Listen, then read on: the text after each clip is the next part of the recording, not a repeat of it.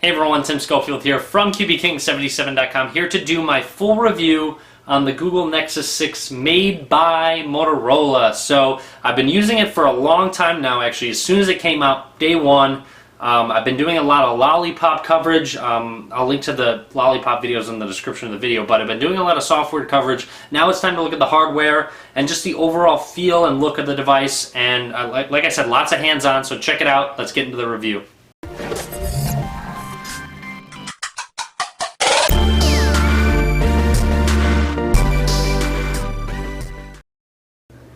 Alright, so now here's a closer look at this massive phone. As you can see it in my hands, it is very big. This is ambient display. I'll show that in just a second when I talk about Lollipop. But first, I do want to talk about the design of the phone. So, front of the device, as you can see, it does have a 2-megapixel front-facing camera. It also has dual speakers, so sound does play out of both of these when you listen to media. It's great. It's fantastic. Sound quality is amazing. Motorola, thumbs up for using front-facing speakers. It should be a standard on any flagship device. Now, I do want to talk about these speakers, though. If I can zoom in on this or bring my phone a little closer, it does collect a little bit of dust right here. So a little bit of a downside to it. It does have crevices where you will collect a little bit of dust because it does protrude out. Sorry about the glare, but it does protrude out a little bit from the device, as you can see right here. Not a huge amount, but it does come out. Some people might think that's a little annoying. I don't mind it at all. I'm totally used to it anyways. Next, let's talk about the sides. First of all, this device has a very premium feel to it. It feels fantastic in your hand. It does have a little bit of weight, but that comes along with the premium feel. With the aluminum on the sides, left side has absolutely no button. It does have little design ridges right here. And then on the right side, you do have a couple volume rockers. As you can see, if I can zoom in on that, a couple volume rockers. The volume up and down is smooth, and then up above you have a power button, and it does have ridges to it, so you can tell when you have your finger on one of the volume rockers or the power button fairly easily, which is a great design feature to the Nexus 6. Now checking out the bottom, you do have a MicroUSB 2.0 slot right here. That's really about it. Then up at the top, you do have a SIM card slot, and right in the middle, you actually have a 3.5 millimeter headphone jack. Flipping it over on the back, as you can see, this is the midnight blue variant. I do have a video comparing the blue and the white. I'll link to that in the description. But yeah, it has a nice look to it. It does collect fingerprints, the blue over the white more. And it has a nice little dimple right there, which is similar to the first generation Moto X, not necessarily as large as the second generation Moto X. And then, of course, a 13 megapixel rear camera with dual LED flash and a flash ring as well. Also wanted to note on the design, as you saw, it does have a little curvature to it, which I guess compromises some of the thinness of the device because it protrudes out as well, which is fine with me. However, if you do like to use your phone when it's sitting down, you will notice that it does bend. I guess I could turn the screen on for this so you notice. It does bend to the left or right as you press it because it is curved, of course. And it's a little difficult to use. I mean, you can use it, it slides around a little bit, but it's kind of hard to use. You kind of need two hands if you plan on using it while it's flat on a surface. And finally, something that a lot of people do care about, it does not have a microSD card slot, so no expandable memory, and it also does not have a removable battery, so you can't take it out and pull out the battery, anything like that. So a couple design things that unfortunately they did not include for some people. Now turning on this massive display, of course it is 5.96 inches, so 6 inches, and it is 1440 by 2560. So that would be the screen resolution, which is UHD, which is the standard now of any flagship device. It's also 539 pixels per inch. And now this, I would honestly say this screen stacks up to just about all of them. It is great. You'll hear little differences here and there about any of the screens, but essentially the Note 4, the G3, the Nexus 6, all the screens are all these massive displays are fantastic. The colors really do pop. If I want to go to wallpapers, for example, and show off some of the other colors you can take a look at, just so it's not just always blue or anything like that, they honestly look fantastic. Whether I'm watching a video, playing a game, which I'll show off playing a game in just a second, but the screen performs well, the colors look really well. It does use Lollipop uses a feature called adaptive display, so when you change the brightness, you'll see when I move this brightness bar up or down, it'll bring it to a specific setting. However, if I leave it there, it's still going to adapt based on the amount of light entering the front-facing sensors. But as I said, overall, very good screen. It's sharp, it's bright, you have pure blacks. It has that ambient display that I showed at the beginning of this video, so it's fantastic. Now, a couple design flaws as well. It does not have an IR blaster, which I miss a lot. It acts as a remote control. You can control your TV channel volume, all that stuff. However, a great design flaw is the amount of radio bands they included. This device works on just about any US carrier, any of the major US carriers, and also internationally as well. So again, it depends on the model you buy. Of course, if you buy the AT&T model, it's locked, so you can only use it on AT&T. But I mean, the unlocked variant comes with so many radio bands, and thumbs up to Motorola and even Google for including that. I feel like all flagship devices should have all those bands, and it should just be a universal device that can work on all of these. Now let's talk about another main feature that needed to be approved on from the Nexus 5, the camera. So going into it, you do have about a similar camera app if you have a Nexus 5, Nexus 4, or Nexus 6. For some reason, they haven't included the recent APIs included in the camera app yet, where you can control basically anything having to do with the camera, the ISO, all of that stuff. But they haven't released that yet, but that should come with a software update, so the camera should continue to improve as the camera app gets updated, etc. So let me take a quick picture here. It takes it fairly quickly, very light shutter lag. Focusing is decent. I wouldn't say it's the best, but it's still pretty decent. Take a picture. There aren't a crazy amount of settings within the camera app. You do have a great photosphere, which is awesome if you use Google+. I might post a photosphere actually, and post it on Google+. So if you want to see that, I'll go post one probably today or tomorrow. Panorama as well. Panorama works really well. They updated that a lot. Lens blur, I think I have a video demonstrating that. I'll link to that in the description. And video as well. So if I go to the video camera, you can record in 4K. It looks pretty good. It doesn't have any image stabilization, so you really kind of have to stay still, I should say. But it looks good in 1080p as well. However, occasionally while you're shooting in 1080p with the back camera, you can tell that it's trying to focus a lot, and it tries to focus a little bit too much. So that's something to take note of if you record a lot of videos. So I have a video camera test. I'll link to that in the description. Now continuing on, if I press this menu button, you can switch to the front-facing camera. Front-facing camera is really nothing special. It's a 2-megapixel camera. Hey, it takes decent selfies. I mean, I never take any selfies, so I pretty much never use the front-facing camera, so it's not a big deal. You have HDR mode, which does improve low light. I'll get to that in just a second. Grids, timer, and then exposure here. So let's go ahead and check out some of the pictures that I recently took. So if you want to delete it, you'll see when I actually slide this open, you can quickly slide between pictures. You can actually just swipe up and it deletes it. That's a kind of a nice feature of the Photos app. So let's go ahead and check these out. Let me go into horizontal mode. So swiping around, these are all in bright light situations. So just kind of keep that in mind. And they all look great. As you can see, the quality is very good. You can see a lot of texture, etc. But, however, if I go ahead and take any low light pictures, they're not very good. So you will need to turn on a flash if you're taking low light pictures. But as you can see, like I said, bright light pictures are great. Or another way to help low light pictures is turn on HDR mode, but that still doesn't do it justice, and still it doesn't look that great in low light situations. But as I said, with the new API, low light cameras are great. There's a camera called the L camera, which doesn't have a lot of features yet.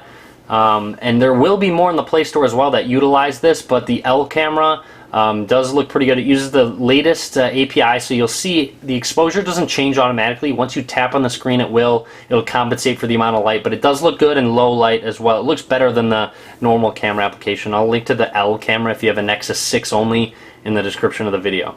Now the dual speakers, as I said, are fantastic. They compare with the HTC One M8, so the M8 and this phone are the two best speakers in the market right now, hands down. So if you're looking for good sound quality coming out of your phone, this is a great device.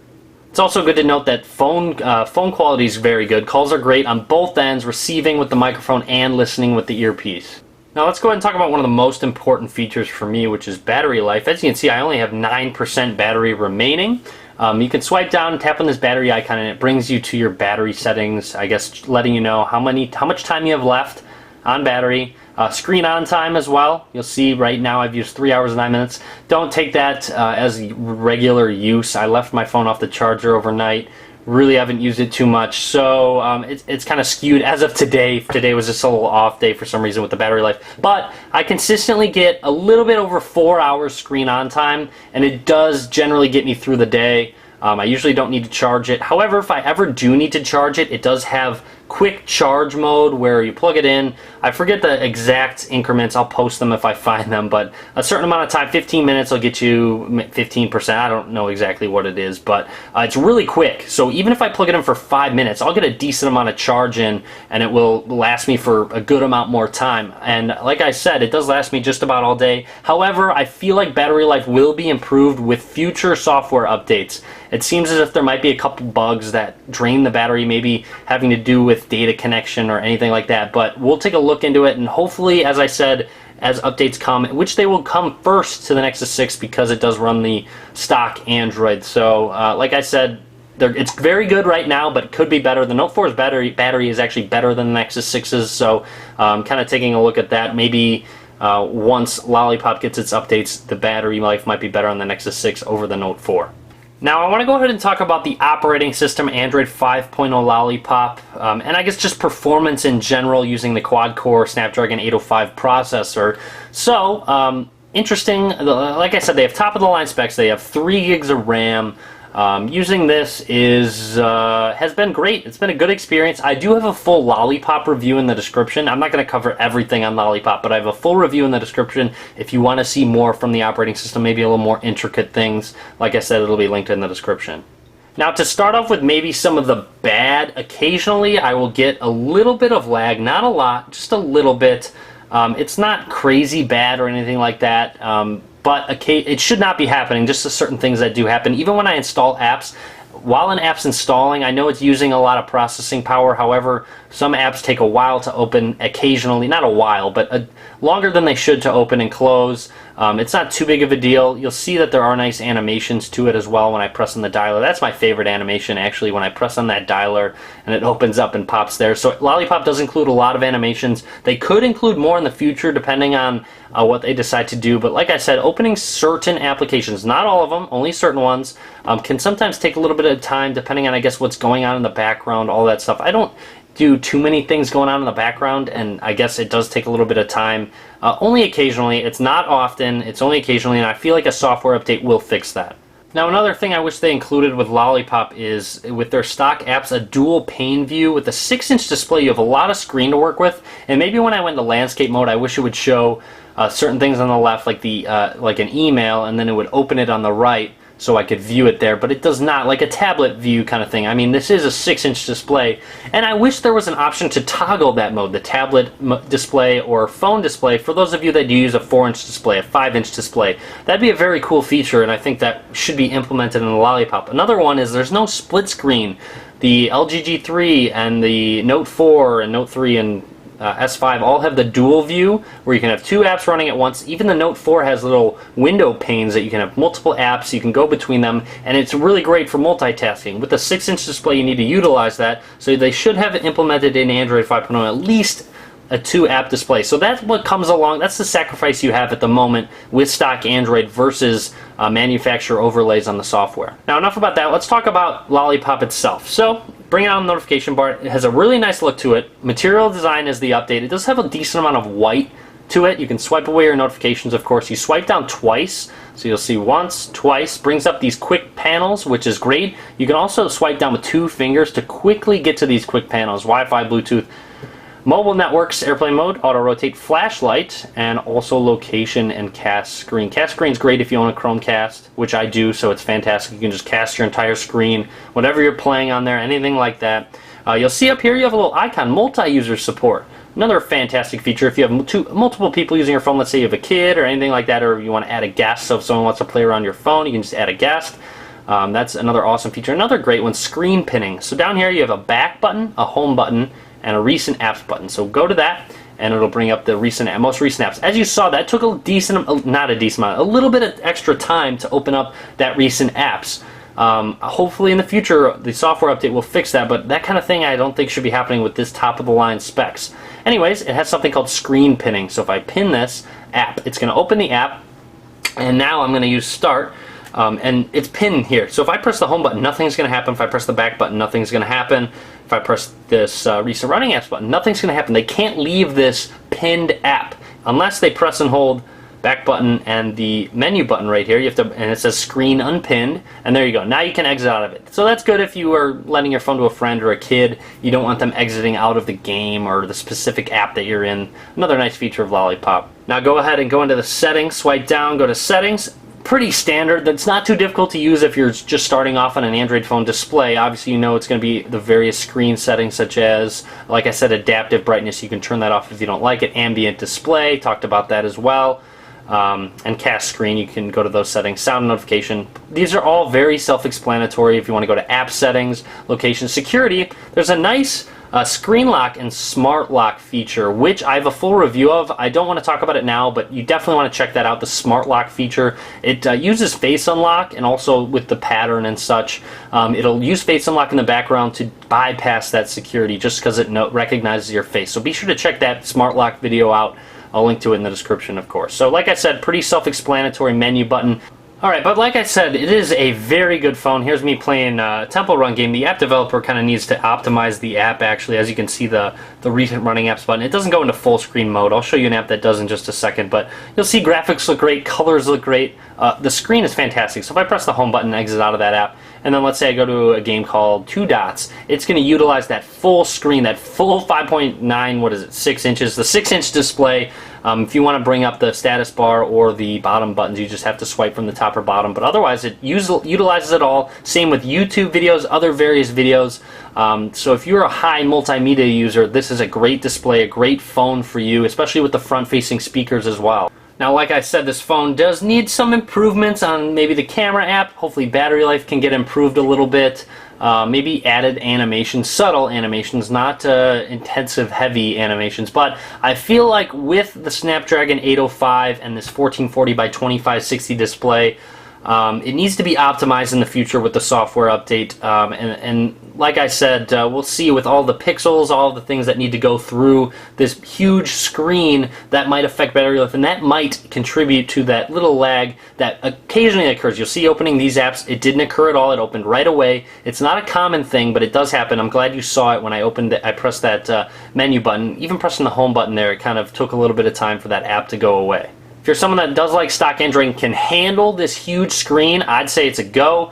Unfortunately, I can't handle this big screen. It's just too big for me. The screen display, it fits in my pocket. That's not a problem at all. I just prefer a little smaller display on my phone. So I might go back to the Moto X 2014, which is smaller, and it's about the same phone. There are some differences. The Nexus 6 is a little higher end on specs, especially with the dual front-facing speakers as well. But overall, a great device, especially if you can handle the 6-inch display on the phone and just the overall large size of it. If you have big hands, you're gonna like it. I don't know if a lot of the girls that actually try out the phone, all my friends, they'll say, "Oh, this is so big. This is the phone just is too big in my hands." So, anyways, also something I want to note is Google is terrible at launching phones. They failed with the Nexus 5. They failed with the Nexus 6, and it kind of gets on my nerves. So that's another reason that I might say stay away from it, just because they need to learn to actually release a device properly first.